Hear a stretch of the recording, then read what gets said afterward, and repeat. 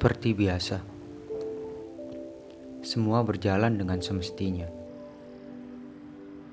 Mobil, sepeda motor, lalu lalang masyarakat. Tak ada yang aneh. Dari segala penjuru kota, jalanan masih ramai oleh masyarakat yang sedang melakukan aktivitas mereka. Dari berdagang, berbelanja, hingga hanya sekedar duduk entah menunggu apa atau siapa. Sibuk dengan urusan mereka sendiri. Bisa disimpulkan, jika keadaan tersebut masih terbilang sangat damai dan tentram. Seperti tak ada satupun hal yang terjadi. Setiap orang pasti menjawab iya ketika ditanya, apakah kehidupan ini akan baik-baik saja? Namun siapa sangka akan datang sebuah bencana yang siap menghapus segala tawa dan menggantinya dengan duka. Dua warga Indonesia yang positif terinfeksi virus corona disebut telah melakukan kontak dengan warga negara Jepang. Sekarang kita update terlebih dahulu perkembangan kasus COVID-19 di Indonesia. Jumlah kasus terkonfirmasi positif COVID-19 masih terus bertambah. Berdasarkan data yang dihimpun Satuan Tugas Penanganan COVID-19 per hari ini, terjadi penambahan 7.725 kasus baru, sehingga total positif COVID-19 di tanah air kini sudah menembus 1.877.050 kasus. Secara mendadak dan tanpa adanya tanda, sebuah wabah yang entah bagaimana asal-usulnya merebak ke seluruh penjuru dunia.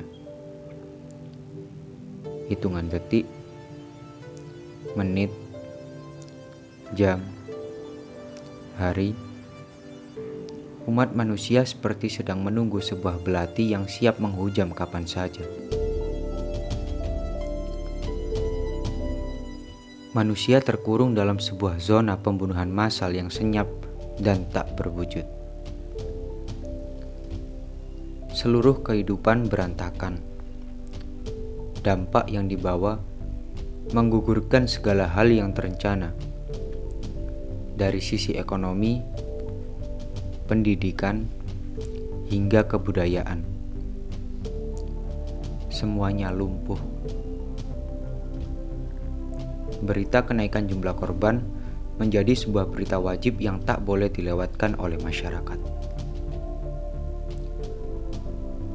Kebiasaan masyarakat berubah 360 derajat dari sebelumnya. Segala tindak laku masyarakat diatur oleh pemerintah yang berkedok mengurangi jumlah penularan virus. Himbauan physical distancing, slogan stay safe, anjuran memakai masker mulai banyak diberitakan dan ditempelkan pada kaca-kaca toko. Kelumpuhan kehidupan manusia memaksa masyarakat untuk memutar otak agar bisa bertahan hidup di masa sulit ini. Hingga muncullah beberapa inovasi yang secara tidak langsung menjadi kebiasaan baru masyarakat. Semua kegiatan masyarakat dilakukan secara virtual. Dari konser, sekolah, wisuda, hingga berniaga. Namun, hal tersebut tidak cukup ampuh untuk mengembalikan kondisi masyarakat seperti semula. Resah dan putus asa. COVID-19 atau yang lebih akrab disebut corona merupakan sebuah virus yang menjadi biang kerok dari segala kekacauan di muka bumi ini. Masyarakat yang biasa saling berkumpul meski hanya sekedar bersenda gurau, sekarang hanya tinggal masa silam yang hanya bisa dikenang. Kafe yang selalu ramai dengan anak muda, kini hanya tinggal cerita. Tempat-tempat wisata yang selalu ramai pengunjung, kini hanya menjadi bangunan kosong yang entah bagaimana nasibnya. Sanggar-sanggar budaya yang biasa dikunjungi kini sepi. Hanya tinggal peralatan yang mulai usang dan berdebu. Seluruh masyarakat merasakan hal yang sama dikarenakan pandemi ini. Salah satunya sekelompok pelaku seniman jalanan yang bersedia untuk bersuara tentang kondisi saat ini.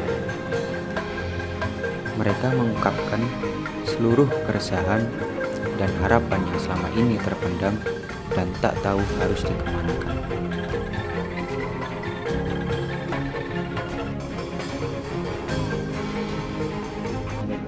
Kalau saya sendiri pribadi dari kecil memang sudah menyukai seni angklung ya. Kalau di kampung saya sendiri itu namanya kentongan, Mas. Ya, tapi kita budidayakan di Yogyakarta. Kalau di Yogyakarta sendiri Ariska itu sudah 6 tahun. 6 tahun. Jadi mbaknya udah dari kecil udah basicnya Sudah karena suka seni gitu. Iya. Buat teman-teman setimnya itu Iya. emang itu benar-benar dicari yang bisa atau emang sama basicnya? Kalau saya mungkin beda, Mas. Kalau saya itu lebih memilih nyun sewunya ya, anak yang bodoh daripada anak yang pinter. Kita mending mendidik anak itu dari yang tidak tahu apa-apa. Karena kalau orang yang bodoh itu mau belajar menjadi bisa. Tapi kalau orang yang udah pinter pasti keminter, Mas. Nggak bisa kita atur. Gitu, seperti itu. Bagaimana dampak dari pandemi ini? Waduh. Seniman jalanan. Kalau dampak mungkin ya semuanya merasakan, Mas. Aduh, dampaknya begitu dahsyat. Waktu pertama kali pandemi itu kita dikasih jadwal sama dari Satpol PP itu cuma dari jam 10 pagi sampai jam 3 sore. Dan itu penghasilannya juga menurun drastis. Mungkin rata-rata semuanya seperti itu. Warung-warung pun juga seperti itu kan. Sekarang alhamdulillah udah sedikit-sedikit, tapi nggak seperti sebelum pandemi.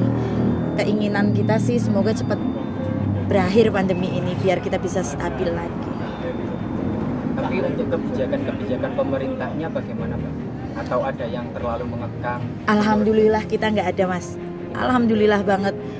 Untuk dinas-dinas terkait, untuk Satpol PP, Bapak Satpol PP, untuk Pemkot Yogyakarta, alhamdulillah saya terima kasih banget. Saya di sini masih bisa berkarya, mencari uang gitu. Berarti pemerintah juga masih mengapresiasi. Alhamdulillah masih.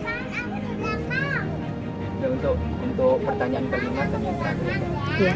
Untuk harapan untuk kedepannya ini mungkin bisa mencakup dari pandeminya atau untuk perkembangan budaya yang menyeluruh itu bagaimana harapannya Mbak Nes?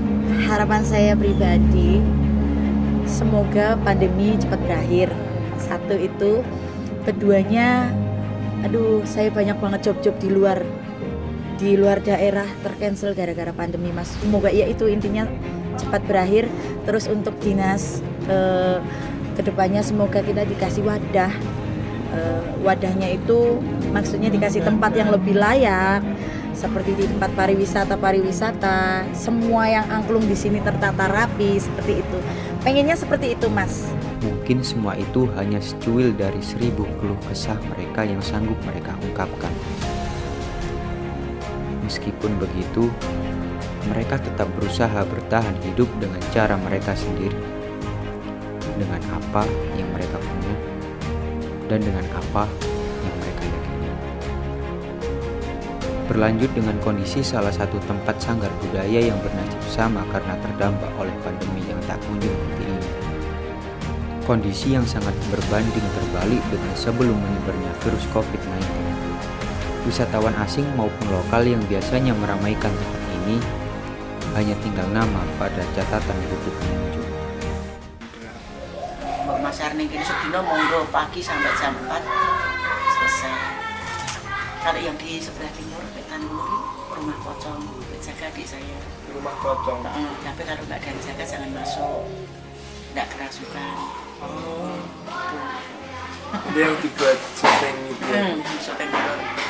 Kemarin sih dikunjungi Mas Pupul Arwana, Hari Panca, terus Mbak Ratna Listi, Panglima Langit, sing bocor dunia lagi berkunjungi ke Tempat sanggar budaya yang seharusnya ramai dan menjadi zona belajar kini hanya sekedar dibuka untuk dibersihkan, lalu ditutup kembali sembari menunggu pengunjung yang entah datang atau tidak. Tapi mereka tetap yakin bahwa suatu saat kehidupan akan kembali membaik seperti semula. Kebijakan yang dibuat selama masa pandemi lama-kelamaan menjadi suatu kebiasaan yang secara otomatis dilakukan oleh masyarakat. Kebiasaan yang mungkin menjadi suatu budaya baru yang tidak pernah terfikirkan sebelumnya. Hari demi hari, bulan demi bulan, umat manusia seperti hidup berdampingan dengan sebuah virus yang bernama virus COVID-19. Masyarakat yang awalnya sangat takut akan adanya wabah ini, lambat laun berubah pikiran dengan dasar desakan kebutuhan mereka sendiri. Sedikit demi sedikit, masyarakat mulai bergerak dalam bidangnya masing-masing untuk kembali hidup dengan kondisi yang semestinya. Kebijakan-kebijakan pemerintah yang dibuat untuk merantai masyarakat lambat laun luntur seiring makin banyaknya masalah yang ditimbulkan akibat dibentuknya kebijakan tersebut. Tidak sedikit yang beranggapan bahwa semua ini hanya sebuah akal-akalan para penguasa yang didasari dengan kepentingan-kepentingan pribadi. Seiring berjalannya waktu, banyak dari masyarakat Indonesia mulai bersikukuh untuk menyimpang dari aturan. Mereka sudah mulai kembali berjualan, berkumpul dengan teman, atau hanya sekedar berjalan-jalan untuk melepas semua penat dari rantai yang selama ini mengikat mereka. Mereka meyakini bahwa dengan semangat dan keyakinan, hidup masih belum berakhir, dan kita bisa melawan pandemi yang sedang melanda ini. Dengan senyuman dan kobaran api pantang menyerah, mereka yakin pasti akan ada jalan keluar dari masalah ini. Senyum dan tawa yang terukir di wajah masyarakat Indonesia perlahan kembali menemukan titik kebebasan. Keadaan yang selama ini mengekang membuat mereka lebih kuat untuk menghadapi problema kehidupan yang pasti akan selalu datang. Dengan teguh dan kukuh, kehidupan akan terus berlanjut. Harapan dan kebebasan yang diharapkan pasti akan datang. Semua semangat dan tekad itulah yang kami sebut dengan merdeka bersama pandemi.